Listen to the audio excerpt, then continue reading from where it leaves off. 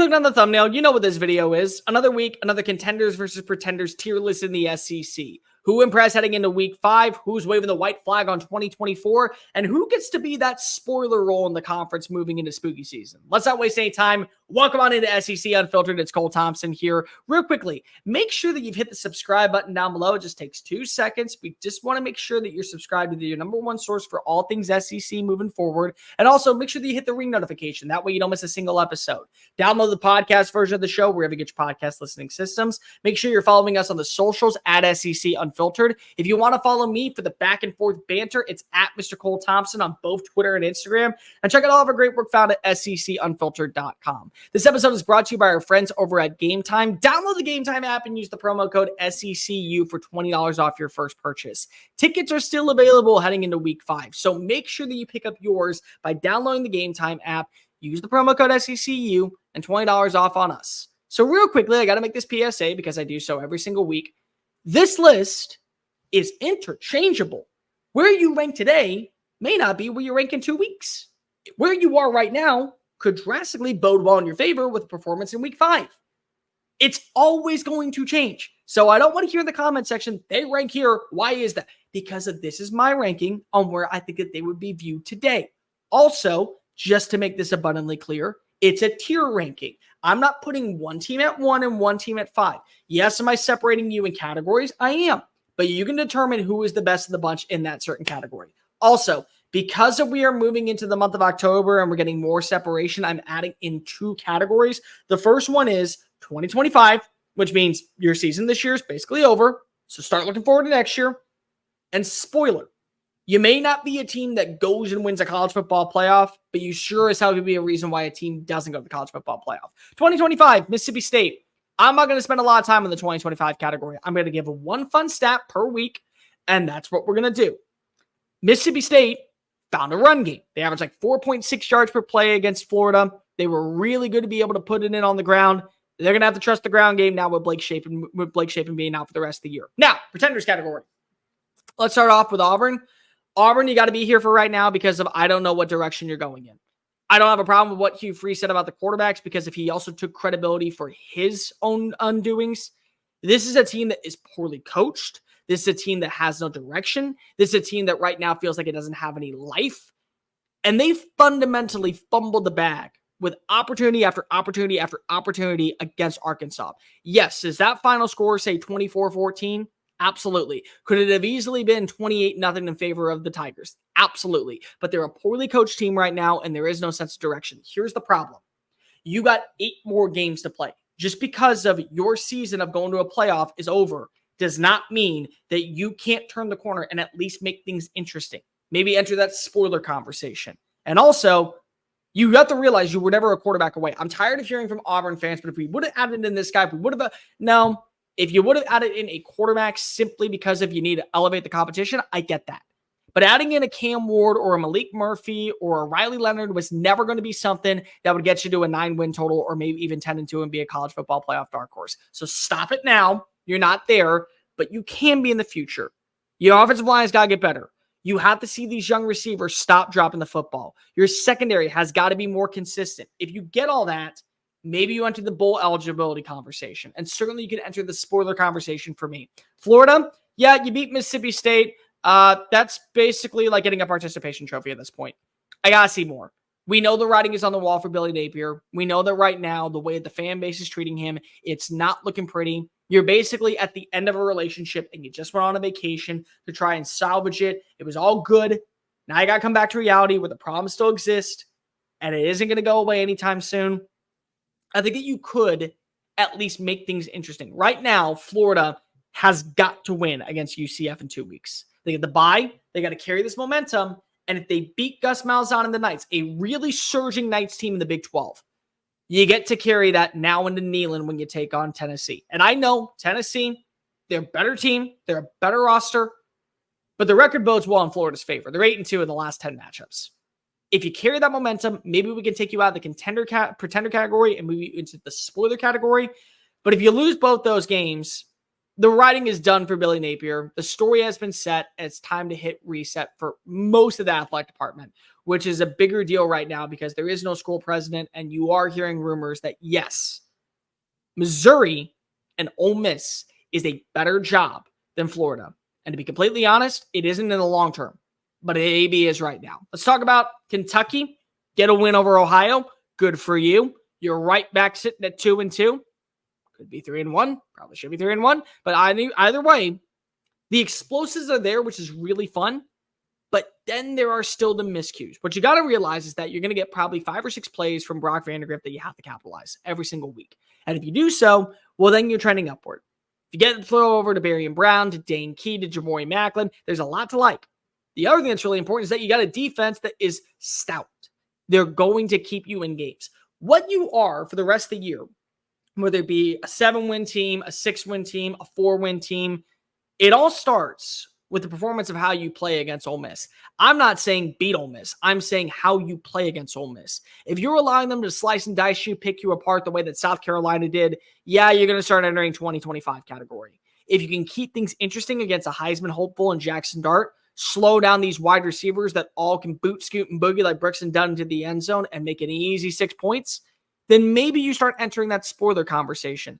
But a win over Ohio is not enough for me to move you either direction. Currently, you're just staying put in pretenders. Now we move into the spoiler category. Basically, what this is, if you give your best punch and the other opponent gives you a B+ performance, you're walking away with the win. You're going to at least make things interesting. It's going to be challenging for these college football playoff contenders to hopefully give their best performance against you. And you might be a reason why one of these teams is being left out of the dozen dance. For starters, it's Vanderbilt. Vanderbilt went down to the wire on the road in double overtime against a Missouri squad that right now we don't know what they are. But I'll tell you what, anybody who had Diego Pavia as the 16th ranked quarterback simply did that because of they saw the Vanderbilt logo and scoffed. Shame on you. Shame on every single person who believes in that notion, because if you fail to do your research, and eventually I'm going to do a Diego Pavia video because he's just been awesome. And by the way, Diego Pavia, if you are watching this, there still is an NIL deal in place for you at Thompson Tech. The Red Wolves would love to make you our starting quarterback. We are very excited to hopefully hear from you if you do decide to enter the transfer portal. But this is a team that can capitalize on explosive plays. This is a team that has that physical force up front when it comes to rushing. And defensively, Clark Lee basically said this offseason, if I'm going to go down at my alma mater, I'm going to go down swinging my way. And if it works out, so be it. And if it doesn't, I don't know what to say. But ultimately for me, I'm okay with it. I'm okay with how the results are. Vanderbilt's going to beat an SEC team this year. I don't know who. I don't know when. They're going to beat multiple SEC teams because of the way that Pavia is leading this roster, the way that this roster plays for not just their quarterback, but also their coach. They will deliver an easy performance. Auburn, I'm looking at you. Baba Yaga is coming home, and he is very excited to go ahead and take on the Plains once again. Let's talk about Arkansas. They're out of the pretender category, and they're in the contender, the spoiler category, because I don't know what to make of this team. This has been the most perplexing team for me in the SEC through the first 4 weeks. When things are humming, Hog City is awesome. Like, they have life on offense. They have arguably the best running back in the conference. They have one of the more electrifying quarterbacks in Taylon Green. Bobby Petrino's offense is humming and working to a T. And then when things go south, like they did in the second half against Oklahoma State on the road, and for most of the afternoon against UAB, you want to hightail it on out there on a Harley motorcycle. That's just the case. Hate to break it to you. But what you do defensively might end up being the reason why a team ends up crushing and losing to you and is out of the college football playoff conversation. That starts this weekend in Arlington. I know what the record says. I know what A&M fans have said all offseason about where this team resides. Here's the deal. I also know that this game always goes down to the wire, and it's determined by several plays, usually in favor of the Aggies. If you go ahead and knock them out, they're done with the college football playoff talk. They're not getting in. I highly doubt there's a scenario where they will get in. So you get to be that spoiler. What version of Taylon Green are we getting?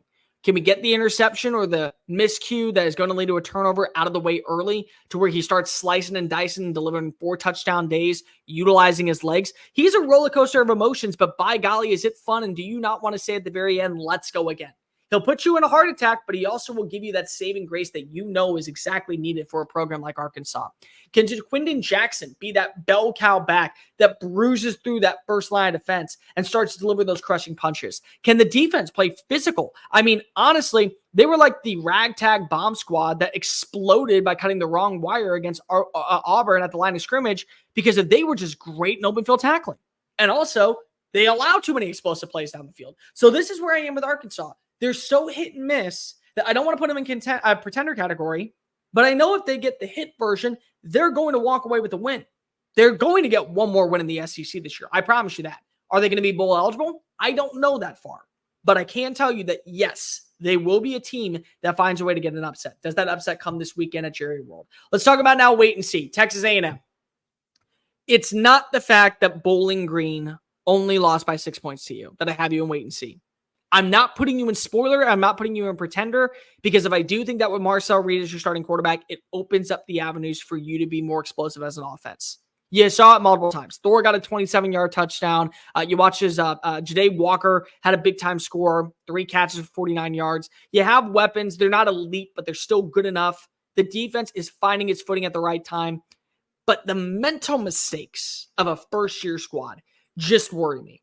Le'Veon Moss fumbling the football to allow Bowling Green to get a field goal and then try for the onside kick. Like that, you can't have that happen because Bowling Green is one team, LSU is another, Missouri is another, Oklahoma is another, Auburn's another. They can easily capitalize on that and make you look like you have egg on your face. So I just can't trust you yet. I do think that if you play a clean game against Arkansas, if you get back to the way that you looked against Florida, that version, that's in that conversation of certainly dark horse contender. That's in that conversation of we're going to give you our best punch and you're going to do nothing but just say, thank you very much. May I have another? That's you, but you're not there just yet. It's 1 week of promise. It's 1 week of poise. It's another week of holy crap. What the hell are we doing? You're just so all over the place. You're so indecisive. Make a decision on what you want to be this year. So until then, you're in wait and see. LSU. Kind of the same thing. The reason why I have LSU in here is because I don't know what their defense is going to look like without Harold Perkins. And before you come in the comment section and say, but what has Harold Perkins done this year? It's more than just tackles for losses and sacks. The guy is a nightmare to prepare for if you're an offensive coordinator. The guy is just so utilized in that star position, even though he's going to have to move to inside linebacker at the next level, to where he can blitz, to where he can cover, to where he can play in space, to where he can be a delayed human heat-seeking missile. It's so improbable to prepare for him that it hurts. And you heard Brian Kelly say after the South Carolina win, this is a guy that changes the game with more than just tackles. And he does. So how do you respond? Major Burns is probably going to take over that star role. How do you feel about the safety position now that he's moving down close to the line of scrimmage? And also the run game. I think at this point, you got to understand it's not happening this year. Your rushing attack is just feeble at best. But how do you make the most of when you get those opportunities? How do you make the most to be able to capitalize when you're inside the red zone? Whether it be with Caden Durham, whether it be with Joshua Williams. You know the passing attack is going to be there. And you're watching as more and more wide receivers have stepped up and delivered. They're going to have a really interesting day against South Alabama this week. But you got 3 standouts for my money. Aaron Anderson has looked phenomenal. Kyron Lacey can be that go-to guy. Xavier Thomas and CJ Daniels both can fill that number 3 role. You're going to get back fully healthy at some point, one of your other key players. Your tight end play is fine. Your pass protection is fine. You got to be able to build a game plan that allows you to utilize your run game at its strengths and not to make it a weakness to where basically you're put in third and then manageable and you know that you have to pass. If you do that, you're going to drop a couple more games. You're going to finish 9-3, and people down in Baton Rouge are going to go lose their freaking minds. Let's talk about South Carolina.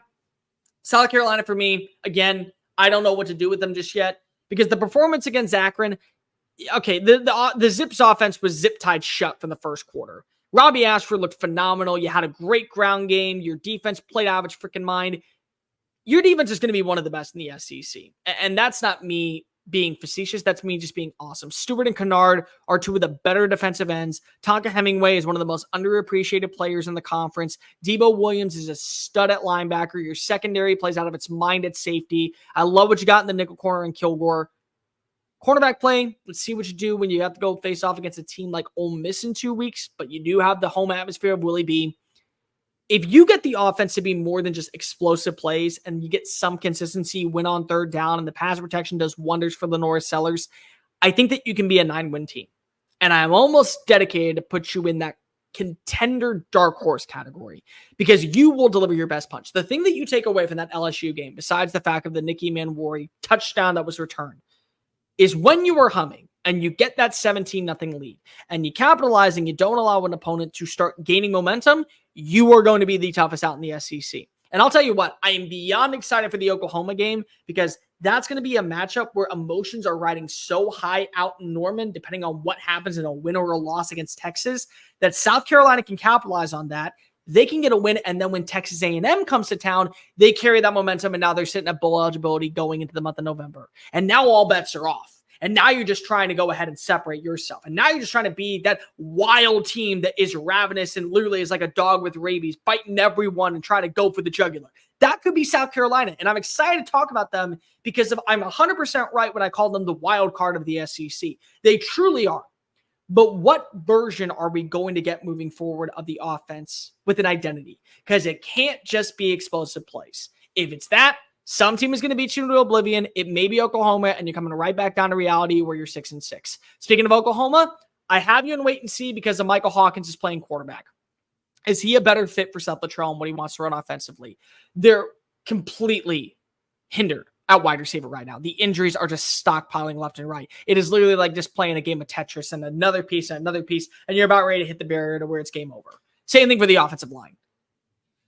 But the defense against Tennessee gave me hope that you still can control your destiny and be 8-4, 9-3. You can. If the offense finds any identity whatsoever, whether it be on the ground with Javonte Banks, with Gavin Sawchuk, whether it be through the passing attack with Bauer Sharp being your number one receiver, whether it be with Deion Burks coming back fully healthy, whatever it is, you got to trust that this defense is going to keep you in games. It's very similar to South Carolina. I'll tell you what. If you are a defensive guru like me, I played safety when I was in high school. I love defense. I love scheming out. I love schemes. That's going to be a game where it might be a 9-6 final score, and I'm the only one excited about it because I'm watching two great defenses go ahead and show you why they belong in that elite category in the SEC. That's Oklahoma. You want to see that second punch on offense. I don't know if you have it, and it's okay if you don't have it this year, but you have to realize that there are still 8 more games to be played, and the competition is only getting tougher. Tennessee is going to be the hardest that you will face probably until Alabama, but that does not mean that you're not going up against tougher competition. It's going to happen. You got to get used to it. And last, I have to put you in here this week. It pains me as a bandwagon fan. I want us to be here. I don't want us to be in this conversation, but you got to wait and see with Missouri. You have to. The explosive plays are one thing. It was a bad time against Diego Pavio with the big 67-yard touchdown. The inability to stop him on third down in the open space. Again, with Boston College, the 2 explosive plays don't tell the full story. But when you see that final score, you say it could have happened if they would have capitalized a little bit sooner. They jumped out to an early lead. They lost momentum at halftime. Same thing. It's easy mistakes. I don't know what's going on with Brady Cook right now. Not think many people do. And that's okay because if you get a win, you're going into the bye undefeated. You get to go travel. Maybe leaving Como is a good thing for a minute. Going to College Station to play against Texas A&M. Maybe that gets you back on the right course. Your defense is doing its job for the most part. Your wide receivers, when they are progressing and when they are being targeted properly, are doing their job. And Nate Noel and Marcus Carroll are the safe haven that you love. The Thunder and Lightning combination is alive and well at Faurot Field. You got to appreciate that. But I can't put you in contender right now. I can't, and you don't belong there. And you know it.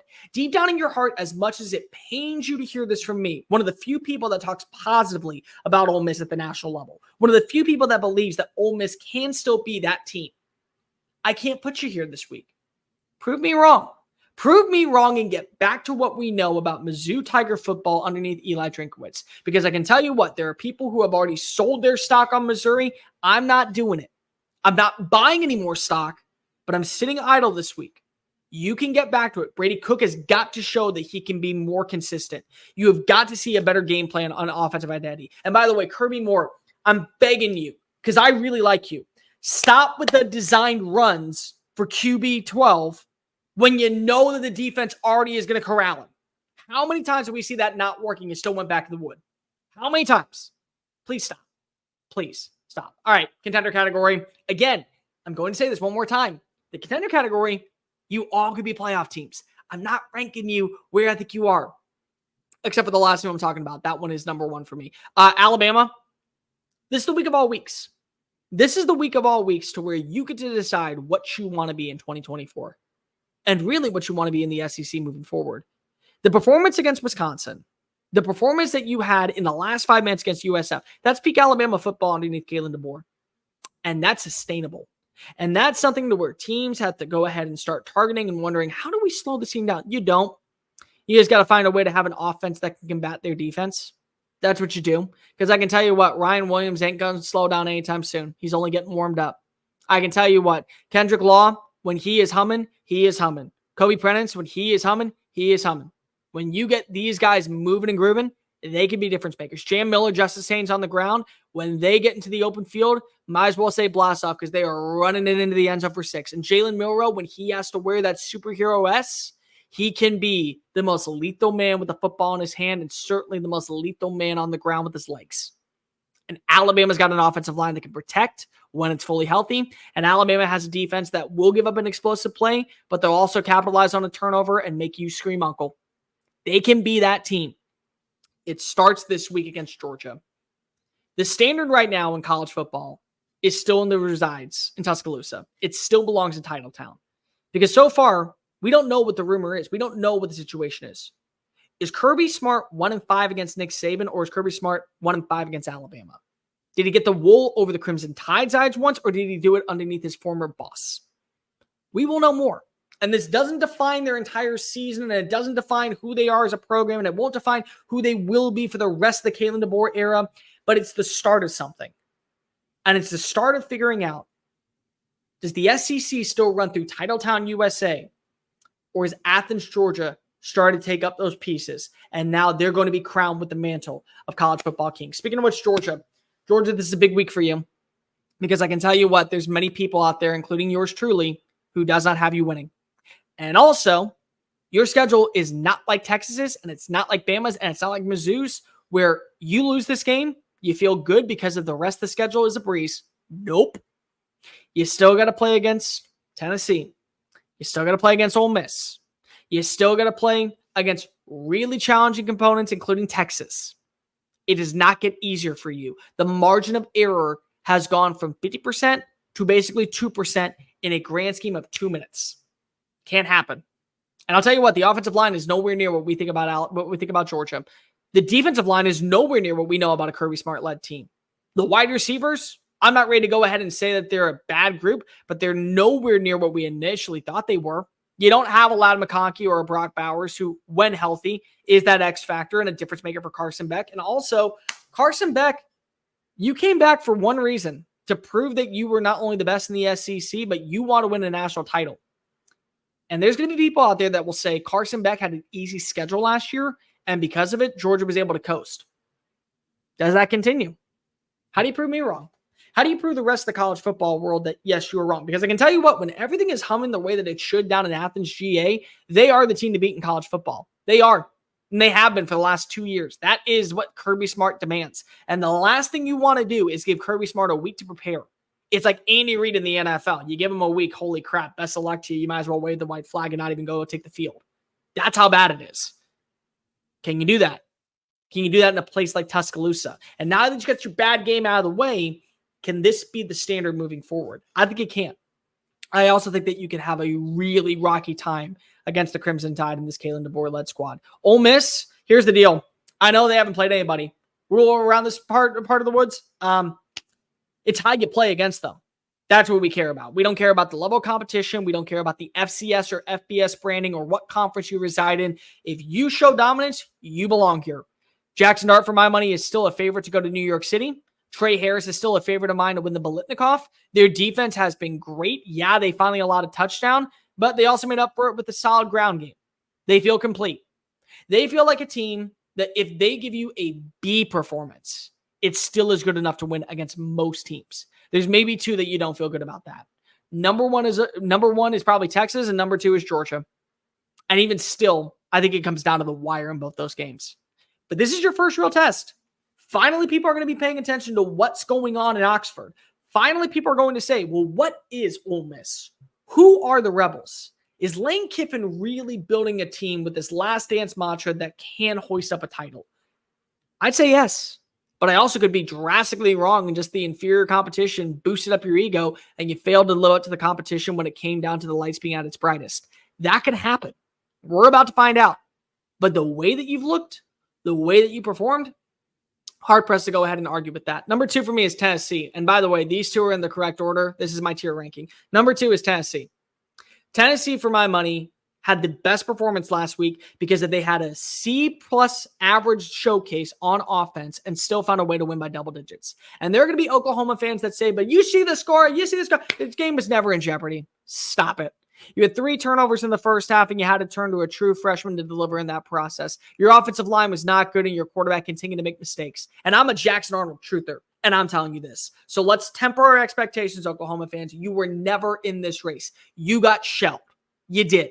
By a defense that now deserves respect. There were years in the past where you think about teams led by Philip Fulmer. You think about teams led in the 1980s. You think about Reggie White and what he offered, where defense was the code of Rocky Top. You think about how the offense played second fiddle and the defense was dominant. That's what you saw on Saturday. And could Josh Heupel have maybe taken his foot off the gas because if he was back home in Norman? Maybe. But also maybe you didn't want to put Nico Iamaleava in jeopardy of turning the ball over for a third time. That's okay. You capitalized and you saw what the promise is of Nico. Big pass to Dante Thornton, who, by the way, is sharing reps as wide receiver 1. I've got an argument with people. Some say Bru McCoy. I say absolutely it is Dante Thornton. He looks like the dude. He looks like the alpha. And I think that he is the one that demands the most excellence by any cornerback room. You got a ground game in Dylan Sampson. You do. That is a dude that does not get enough respect in the SEC and well should at the national perspective. Part of the reason why your offense is humming the way it has is because of Dylan Sampson. And lastly, I know that people are complaining about the offensive line having some issues. Oklahoma's defensive front is just damn good. The depth that you have with the quality of tackles that are playing second teamers is a major difference from other opponents in the SEC. Alabama does not have that right now. Missouri does not have that right now. I don't think Georgia has that right now, but you do. You have that depth to where if you lose a Lance Hurd or you lose a Cooper Mays, they can shift the line and someone can come on in. You have that. And now you also have a run game and a defense that is very reminiscent of what we saw at times in national championship lore. The offense is where it is in 2022 with Hendon Hooker, and you got a young quarterback. With Tennessee, you don't have to win the national championship this year to know that you were trending in the right direction. There are pieces in play for the long haul that are going to make you a viable threat. You're building something special with Josh Heupel. And I'll tell you what, hold out hope, because that fan base has been waiting for this moment to arrive, and 1998 is on the horizon once more. But number 1 is Texas. And I know people are going to say, why is Texas number 1? Who have they played? My rule is, if you look at that offense and you can't tell a difference between a first team and a second team, you're the best team in college football. End of story. I can't tell a difference about who is number 1, who is number 2, if Arch Manning is supposed to start, if Quinn Ewers is supposed to start. They've dominated against the competition. They had 111 yards allowed at ULM. And I'm pretty sure in the second half, ULM didn't get a first down. I think it was like 8 yards in the second half. That's their defense. Oh, and by the way, that wasn't just their starting defense. That was their backups. They got a good ground game. And it's not just with Jaden Blue. They also have Trey Wisner. They also have Jared Gibson. They feel really good about their tight end play with Gunnar Helm, who, for my money, has been the breakout in Texas that does not get enough respect. You don't need a number 1 wide receiver because Ryan Wingo can be it on one Saturday, and then Isaiah Bond can be it on the next Saturday, and then Silas Bolden can be it on one Saturday, and then you can see Matthew Golden be it, and the offensive line is acting like an SEC offensive line. So you add all that together, you add in the transfers that have a certain aura about themselves from when they decided to join the 40 acres and the experience of this team. That is what makes them number 1 in the team to beat, for my money, not just in the SEC, but in college football. And I will not say Texas is BACK because if I know what that curse does, I know how you feel about 2018. I'm not going to do a Sam Ehlinger here. But you're pretty damn close.